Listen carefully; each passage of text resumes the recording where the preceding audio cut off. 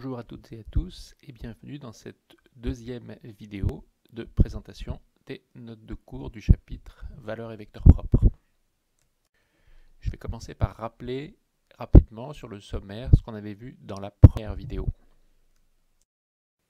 On avait vu notamment l'exemple introductif, donc on avait regardé en détail ce paragraphe 1, cette section 1.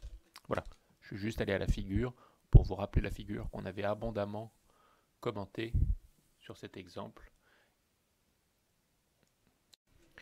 Et d'une certaine manière, sur cet exemple, on avait vu l'essentiel des notions qu'on va maintenant approfondir. Je reviens au sommaire. On avait vu aussi la définition générale de ce que c'est qu'une valeur propre, qu'un vecteur propre et qu'un sous-espace propre. Et puis on avait vu le polynôme caractéristique dans le cas d'une matrice de 2 à coefficient réel et le fait que les racines du polynôme caractéristique sont les valeurs propres et on l'avait illustré sur une applette. Voilà, c'était ça l'appelette. Je reviens au sommaire.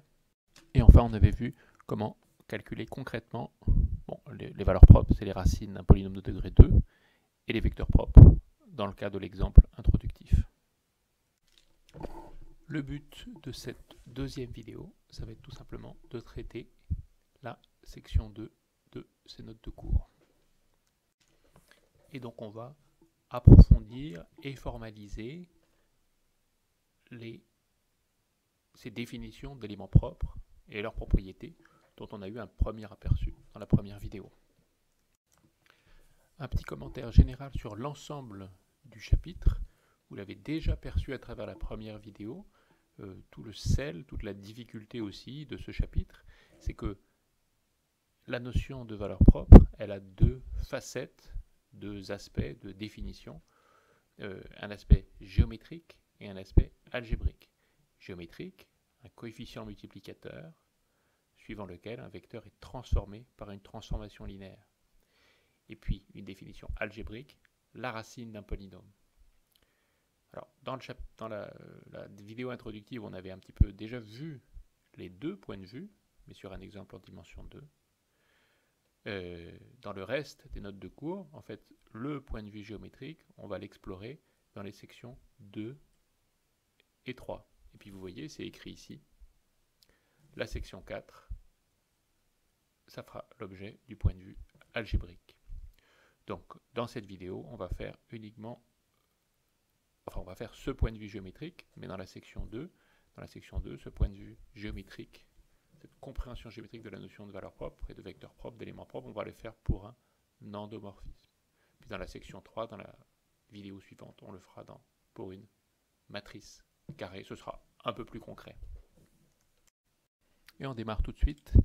Alors on va repartir du premier slide de la section 2 consacré à vecteurs, valeurs et sous-espaces propres. Donc je passe très vite sur ce slide puisqu'on en avait parlé dans la première vidéo. Je rappelle juste ce point un petit peu embêtant dans la définition d'un vecteur propre, c'est qu'un vecteur propre, c'est un vecteur supposé non nul. Pourquoi non nul? Parce que la relation f de v égale lambda v, si v est le vecteur nul, elle est vraie pour tous les lambdas. Donc, ça n'a pas grand intérêt, cette définition, si v est le vecteur nul. Ou plutôt, si on autorisait vecteur nul ici, le vecteur nul il serait vecteur propre pour toutes les valeurs propres.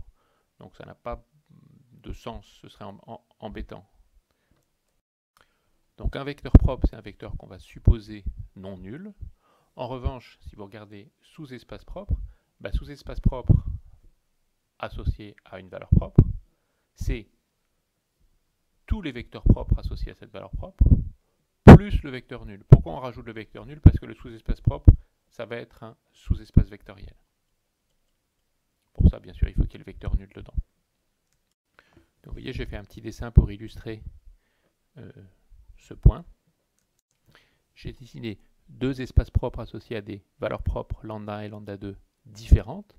Les vecteurs propres, c'est les vecteurs non nuls de ces espaces, mais les espaces propres eux-mêmes, on rajoute le vecteur nul pour que ça fasse des sous-espaces vectoriels, et le vecteur nul, bien sûr, il est commun à ces sous-espaces vectoriels, alors qu'on verra très vite que les autres vecteurs, eux, ils ne sont pas communs.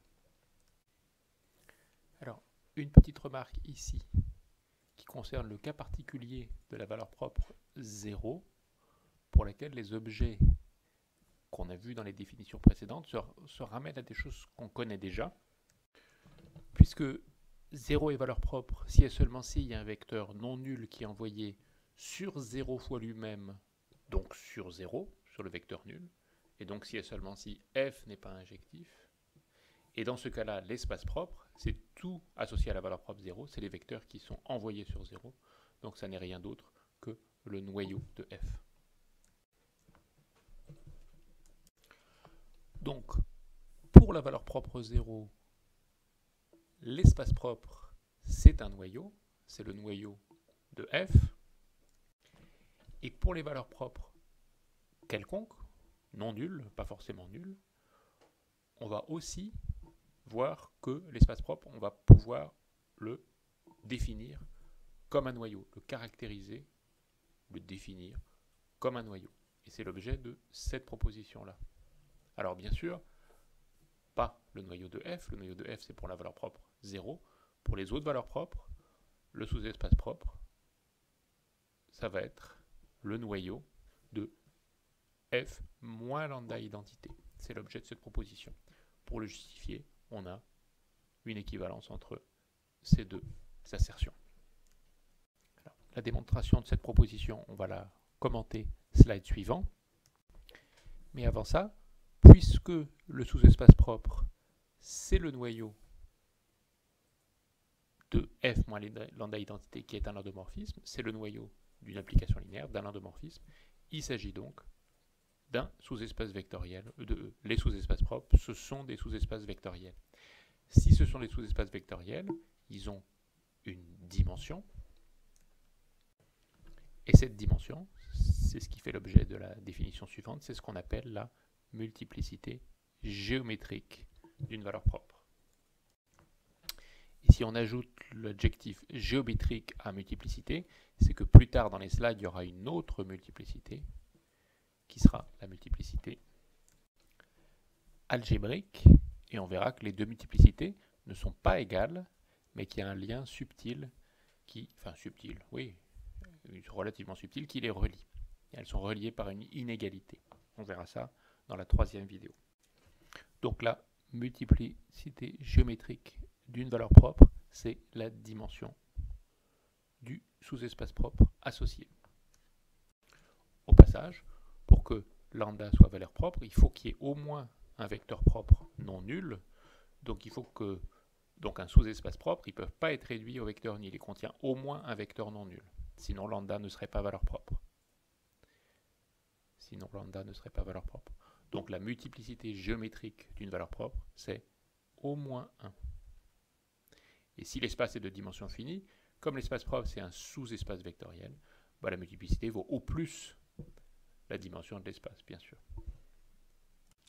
Et on va au slide suivant dire un mot de la démonstration de cette proposition. On va commencer par justifier cette équivalence entre 1 et 2. Lambda est une valeur propre si et seulement si f moins lambda id n'est pas injective. Voilà la démonstration, slide suivant, 6. Et voilà l'équivalence entre 1, lambda est valeur propre, et 2, du slide précédent, f moins lambda id n'est pas injective. Et en fait, parmi ces trois équivalences, il y en a une qui est peut-être un petit peu plus délicate que les deux autres. C'est celle-ci, ou dit autrement, celle-ci. Et du coup, celle-ci, elle est détaillée au-dessus. Et en fait, c'est cette équivalence-là, donc cette série d'équivalences-là, qui sont les plus importantes à comprendre. Alors, il se peut que vous trouviez ça très simple, surtout qu'on avait déjà écrit ces équivalences dans la première vidéo, dans l'exemple en dimension 2, j'avais détaillé ce calcul. En tout cas, si c'est très simple pour vous, tant mieux, vous passez les secondes qui vont suivre. Si ce n'est pas très simple, je vous recommande vraiment de prendre le temps de bien comprendre une à une ces équivalences jusqu'à ce que ce soit très clair pour vous, que ça devienne complètement banal, complètement évident. Alors, pourquoi c'est important et pourquoi c'est pas forcément évident? La raison pour laquelle c'est important, c'est parce que ces équivalences sont une manière de commencer à maîtriser la grande difficulté du chapitre. Qu'est-ce que c'est la grande difficulté du chapitre?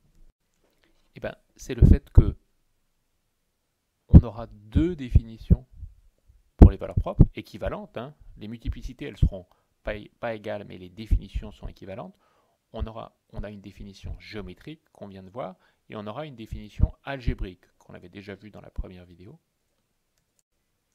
Et ces deux définitions, alors peut-être que c'est déjà assez clair pour vous pourquoi ces deux définitions sont équivalentes, mais a priori, ces deux définitions, elles appartiennent à des univers très éloignés. J'ai écrit éloigné au féminin parce que c'est les définitions qui sont très éloignées, disons. Première définition géométrique, une valeur propre, c'est un facteur multiplicatif par lequel un vecteur est transformé par une transformation linéaire ou une matrice. Deuxième définition algébrique, une valeur propre, ce sera la racine d'un polynôme. Alors certes, un polynôme qui est relié, bien sûr, à la transformation, mais la racine d'un polynôme. A priori, c'est très éloigné, la racine d'un polynôme, et un facteur de multiplication, un facteur multiplicatif de transformation d'un vecteur par une transformation linéaire. Et donc, il ne faut pas sous-estimer cette difficulté d'arriver à ce que ces deux définitions, a priori très éloignées, dans votre tête, se rapprochent pour devenir très proches, équivalentes. Et ça demande quand même un petit travail d'appropriation. On revient à la démonstration parce que justement c'est lié à ça. Et cette série d'équivalences, elle commence à faire le lien entre cette assertion-là, qui est vraiment la définition géométrique d'une valeur propre, et cette assertion-là, qui est déjà plus abstraite et qui va nous emmener dans la section 3 au déterminant de cet endomorphisme, qui sera le polynôme caractéristique.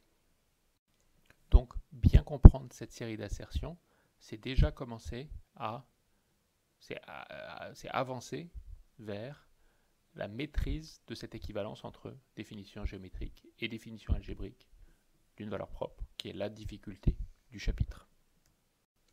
Bon, ensuite, si vous maîtrisez ces assertions-là, vous n'aurez pas de difficulté à comprendre celle-ci qui caractérise E lambda. E lambda, c'est la notation qu'on a adoptée dans la démonstration pour désigner le sous-espace propre associé à la valeur propre lambda. Et ce sous-espace propre, c'est le noyau de f moins lambda identité. Et les équivalences, là, c'est à peu près la même chose en fait que ce qui est au-dessus, avec toujours ce petit point un peu embêtant qu'il faut faire la distinction entre vecteurs nuls et vecteurs non nuls. Voilà. Et donc, notre sous-espace propre lambda, on le voit comme un noyau, donc comme un sous-espace vectoriel. Remarque ici en dessous, on aurait pu aussi démontrer à la main, parce que là on a un argument un petit peu abstrait pour dire que lambda est un sous-espace vectoriel, on dit c'est un noyau. Si c'est un noyau, c'est un sous-espace vectoriel d'après le chapitre application linéaire.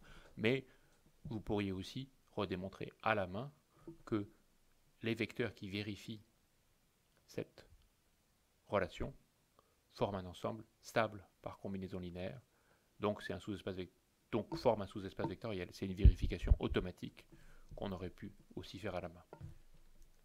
Je ne l'ai pas rajouté dans les slides parce que pour ne pas alourdir. Si on revient au sommaire, on a donc fait cette sous-section caractérisation d'un sous-espace propre, multiplicité géométrique d'une valeur propre. On passe à cette sous-section.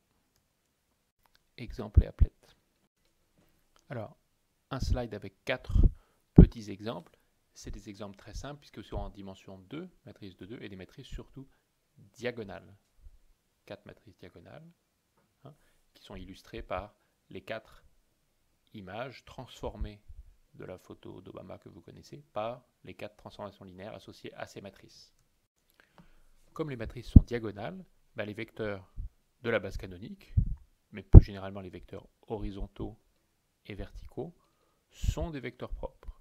Et les valeurs propres associées, c'est les deux coefficients sur la diagonale. Normalement, le fait que les directions horizontales et verticales soient des directions propres, ça ne devrait pas vous poser de problème. Donc je vous laisse mettre sur pause et vous assurer que vous comprenez bien à la fois le lien entre ces quatre matrices et les quatre transformations et le fait que horizontale et verticale sont des directions propres. Le point un peu plus subtil sur ce dessin, c'est qu'il n'y a pas d'autres vecteurs propres en dehors des vecteurs horizontaux et verticaux. Alors ça, on va le montrer pour des raisons abstraites, pour des raisons formelles, mais ça vaut le coup que vous mettiez sur pause et que vous vous convainquiez sur ces quatre dessins que les directions qui sont ni horizontales ni verticales ne sont pas des directions propres, des vecteurs propres. Vous voyez très concrètement dans le premier dessin où la coordonnée horizontale est multipliée par 2, ça veut dire que ce vecteur-là, au départ, va être envoyé par la transformation sur ce vecteur-là. Vous voyez, il est pivoté, il est tourné. Donc ce n'est pas un vecteur propre. Les seuls vecteurs propres, c'est la direction horizontale et la direction verticale. Et c'est la même chose pour les quatre dessins, pour des raisons quelquefois un peu propres à chaque dessin, mais à chaque fois, il n'y a pas d'autre direction propre. Et on passe à l'applet. Alors ça, c'est une des applets du MIT qui est consacrée précisément aux vecteurs propres et valeurs propres. Et le mieux, c'est que j'aille directement à l'applet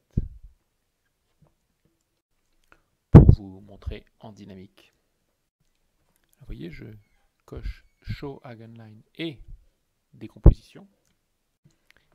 Et vous avez une matrice A dont vous pouvez faire varier avec les sliders les quatre coefficients. Vous voyez, là, je fais varier un coefficient. Et en vert fluorescent, c'est les directions propres. On verra les directions propres réelles, on verra la nuance un peu plus tard. En bleu, c'est un vecteur input. Et en jaune, son image par A. Et dans cette applet, vous pouvez faire varier soit le vecteur input, soit les coefficients de la matrice A. Ici, par exemple, je modifie l'abscisse du vecteur bleu input, l'ordonnée du vecteur bleu input, et ici, je modifie un des coefficients de la matrice A. Mais surtout, ce qui est intéressant dans cette applet, c'est ça. C'est la décomposition. C'est le fait que les vecteurs input comme output, à travers cette visualisation, vous voyez qu'ils s'écrivent comme ils se décomposent chacun suivant une composante suivant une des directions propres et une composante suivant l'autre direction propre. J'utilise le terme direction propre parce que les espaces propres là sont de dimension 1. Donc on parle à ce moment-là couramment de direction propre, c'est peut-être plus concret, mais enfin ce sont les deux sous-espaces propres qui sont de dimension 1. Et vous voyez que ces deux sous-espaces propres, ces deux droites vectorielles qui passent par 0, qui ne sont pas parallèles,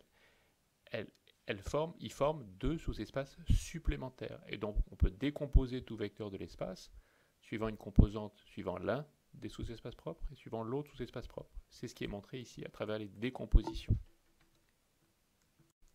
Et ce qui illustre cette applet, c'est l'intérêt de ces directions propres et des valeurs propres pour comprendre comment la matrice A agit sur les vecteurs de l'espace. Si vous jouez avec cette applet sans cocher la case Show Eigenlines, donc sans montrer les directions propres et sans montrer les décompositions,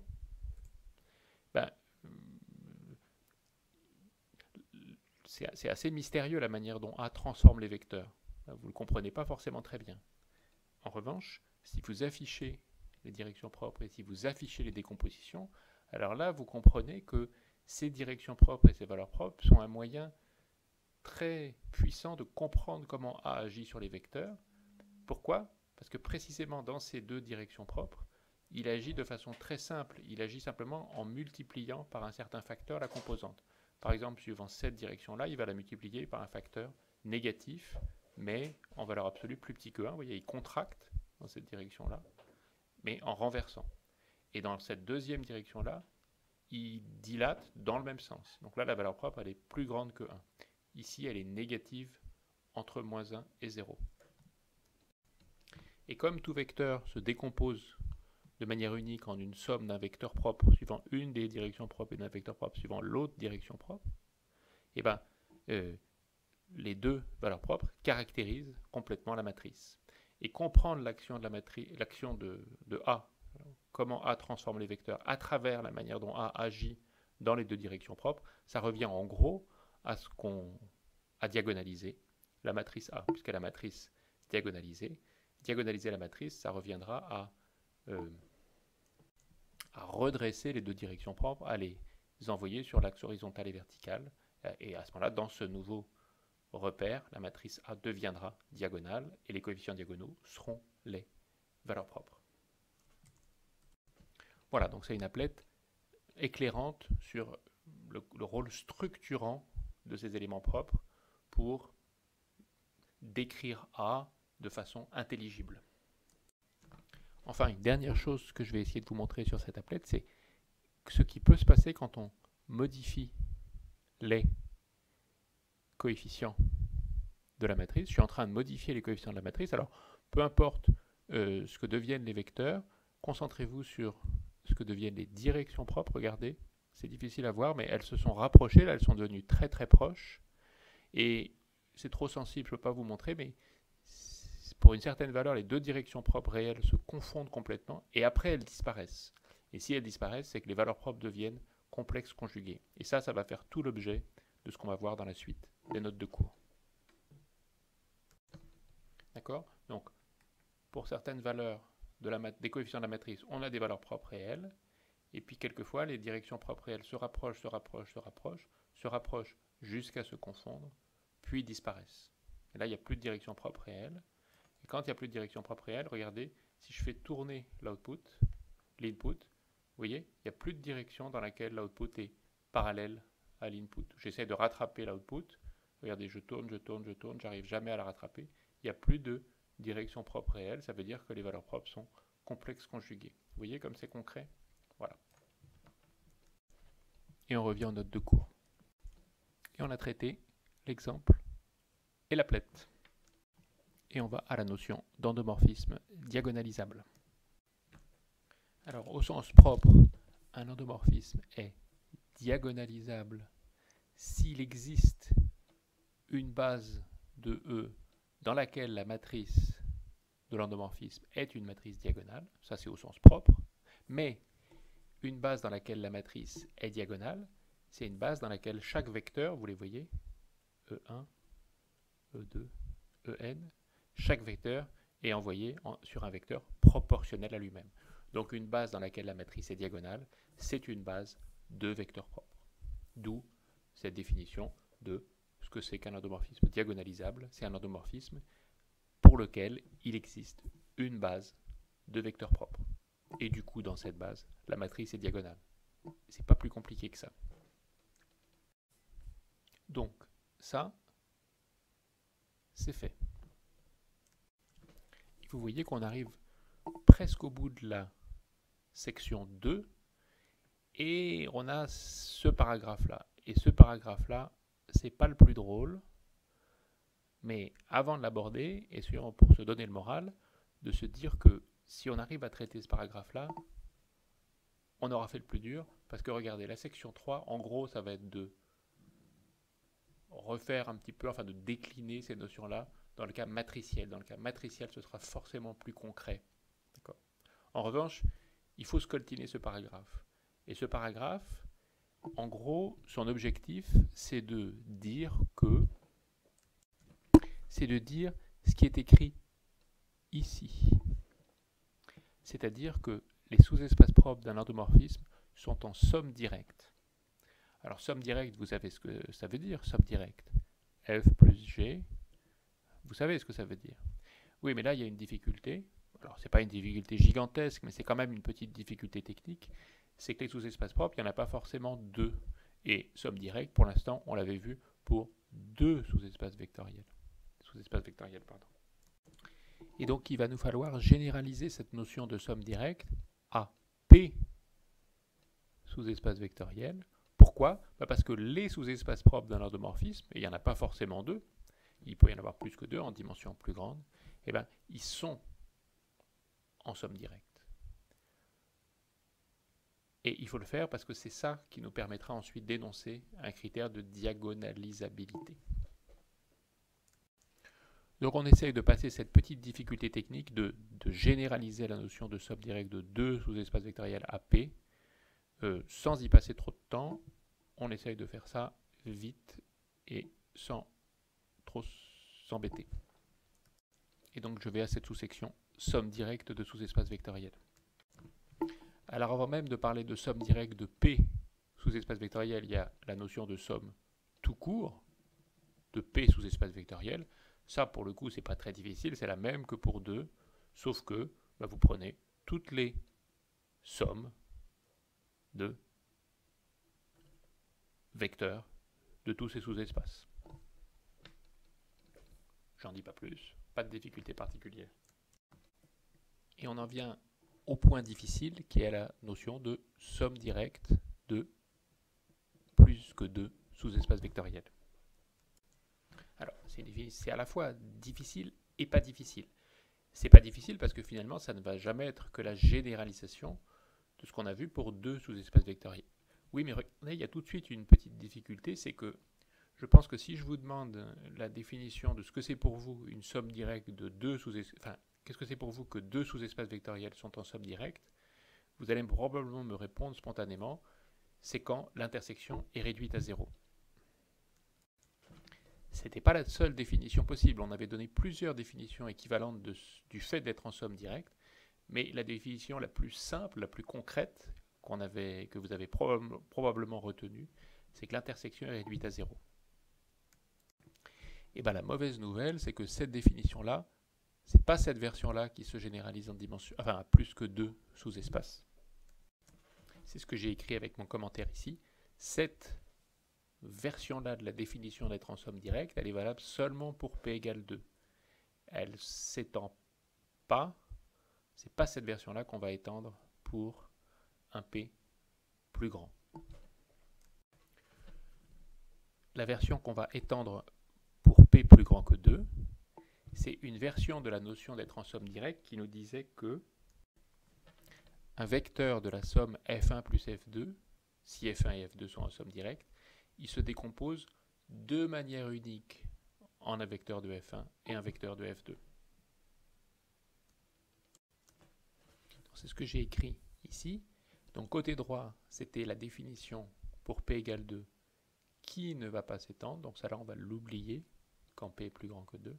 Et celle qu'on va conserver, c'est celle que j'ai écrite ici, c'est que les deux sous-espaces sont en somme directe si et seulement si tout vecteur de f1 plus f2 se décompose de manière unique en un vecteur de f1 plus un vecteur de f2.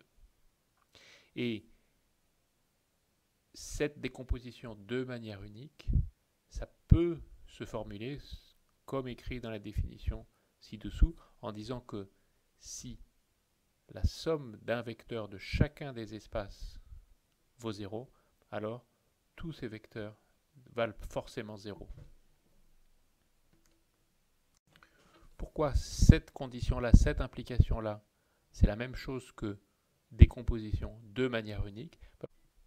Eh bien parce que si cette implication n'était pas vraie, c'est-à-dire s'il existait des vecteurs f1, fp dont la somme va à 0 et s'ils n'étaient pas ces vecteurs-là tous nuls, à ce moment-là, ces vecteurs-là nous donneraient une possibilité de décomposer de plusieurs manières une somme de vecteurs de ces espaces. Regardez, je l'ai écrit en dessous.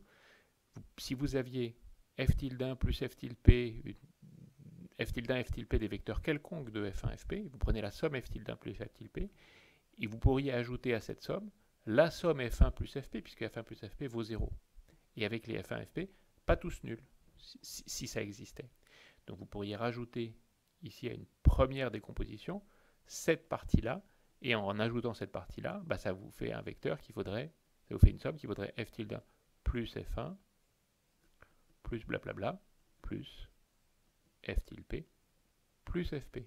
Donc une deuxième décomposition en ajoutant les f1 et fp dont la somme vaut 0. Donc vous voyez, le fait que cette somme égale 0 entraîne toutes les composantes vaillent 0, ça ressemble au passage un peu à la notion de famille libre, hein.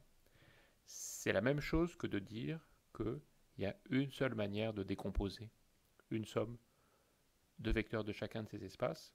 Ben justement, il y a une seule manière de les décomposer en une somme. Il y a une seule manière de déterminer chacune des composantes de cette somme. D'accord ?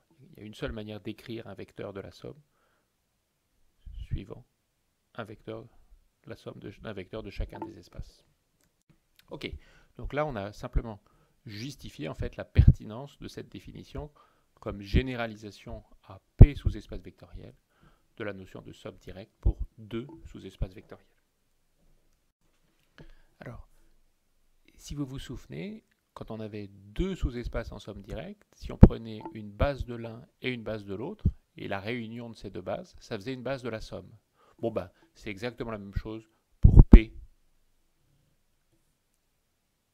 sous-espace. Si vous prenez P sous-espace vectoriel en somme directe, au sens de la définition précédente, et vous prenez une base de chacun de ces sous-espaces, et ben la réunion, alors c'est un peu plus qu'une réunion, parce que vous avez une base, il faut tenir compte de l'ordre. Donc vous accolez les bases, quoi, pour former une base dont les vecteurs appartiennent à la réunion des vecteurs, et puis qui sont dans un certain ordre. En tout cas, la base obtenue en accolant ces bases, c'est une base de la somme. D'accord ? Et en gros, ce qu'il faut montrer, c'est que ça forme une famille libre, parce que le fait que ce soit génératrice de la somme, ça, c'est pas difficile, puisque chaque base génère un des espaces. En réunissant toutes ces bases, vous arriverez certainement à générer la somme. Mais le point clé, c'est que c'est encore libre, parce que précisément, les sous-espaces vectoriels sont en somme directe. Donc c'est démontré ici. Je vous propose de ne pas rentrer dans un commentaire de la démonstration dans la vidéo. C'est pas forcément très facile ni à commenter dans le détail, ni pour vous à suivre dans la vidéo. Vous pouvez largement sauter cette démonstration si vous avez une compréhension intuitive de ce que ça veut dire 3 sous-espaces vectoriels en somme directe. Je veux dire 3 ou P, enfin plus que 2. Donc typiquement, peut-être justement pour donner un exemple, si vous prenez 3 droites vectorielles qui passent par 0 et qui soient coplanaires dans R3, ça fait des sous-espaces vectoriels qui sont 2 à 2 en somme directe, mais les 3 ensemble, ils ne sont pas en somme directe. Puisque vous voyez, vous pouvez trouver une combinaison linéaire, une somme d'un vecteur de chacun des espaces qui s'équilibre pour donner 0. Donc pour avoir 3 droites vectorielles de R3 en somme directe, il faut qu'elles ne soient pas coplanaires. J'essaie de les représenter ici en perspective comme des droites non coplanaires. Corollaire de cette proposition, puisque la réunion des bases, ça donne une base de la somme, bah du coup, la dimension de la somme, c'est le nombre de vecteurs dans une base de la somme, donc dans la réunion des bases, et donc c'est la somme des dimensions. Si les sous-espaces sont en somme directe, la dimension de la somme, c'est la somme des dimensions, et ça c'est ce qui fait l'objet du corollaire du slide suivant. Voilà, corollaire 1, la dimension de la somme, c'est la somme des dimensions. Alors, pourquoi est-ce qu'on a fait tout cet effort de donner la définition de sous-espace en somme directe pour P sous-espace vectoriel? Pour pouvoir énoncer cette proposition 3 qui nous dit que les sous-espaces propres de F, ils sont en somme directe. Vous voyez, ils ne peuvent pas être liés au sens de la définition de ce que ne serait pas justement des sous-espaces en somme directe. Ils forment une famille libre de sous-espaces en quelque sorte. La démonstration de cette proposition, je ne vais pas la commenter, on va juste la regarder. Je vais au slide suivant pour vous la montrer. La voilà, vous voyez, elle est un peu technique et elle consiste à procéder par récurrence sur le nombre de sous-espaces. Donc vous voyez, c'est un petit peu difficile à saisir. Mais en gros, l'idée, vous voyez, c'est que on prend une somme de vecteurs de chacun des sous-espaces propres dont la somme fait 0. Il faut montrer que tous les vecteurs valent 0. Et qu'est-ce qu'on sait? On sait que c'est des vecteurs propres pour des valeurs propres différentes. Donc, qu'est-ce qu'on fait? On applique la transformation f à cette somme. Ça multiplie chacun des vecteurs par des valeurs propres différentes, puisque c'est des vecteurs qui appartiennent à des espaces propres différents. Et donc, on obtient à la fois cette somme qui vaut 0, et en appliquant f, ça vaut encore 0. Donc on a une nouvelle somme qui vaut 0, mais une somme avec des coefficients qui ne sont pas égaux. Et donc, en quelque sorte, on a plus d'informations, on a une deuxième relation qui lie ces vecteurs, qui est différente de la première. En combinant les deux, vous arrivez à éliminer un des vecteurs, et donc ça vous permet de gagner, enfin de vous ramener à l'hypothèse précédente de votre raisonnement par récurrence. Voilà, j'ai donné l'idée de la démonstration, j'en ai déjà fait beaucoup. On revient au slide précédent. J'en dis pas plus sur cette démo, je vous laisse l'approfondir pour ceux qui veulent. Bien sûr, ce n'est pas du tout facultatif de maîtriser ça dans le détail. Donc, nos sous-espaces propres, ils sont en somme directe, ça veut dire intuitivement qu'ils forment comme une famille libre de sous-espaces. Et là, je vous assure qu'on a vraiment fait le plus dur. Là, on a un corollaire très simple, qui est que la somme des multiplicités géométriques est inférieure ou égale à la dimension de E. Ben oui, puisque la somme des multiplicités géométriques, c'est la somme des sous-espaces propres. Excusez-moi, c'est la somme des dimensions des sous-espaces propres.